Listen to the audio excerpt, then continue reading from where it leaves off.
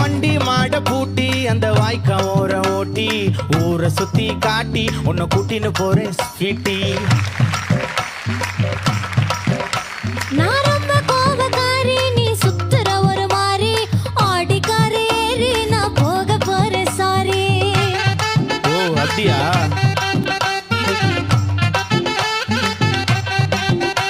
நான் வைக்க மாட்டேன் தாடி, நீ வேணா எனக்கு போடி. இந்த மாமாவை தான் தேடி உன் தங்கச்சி வர ஓடி.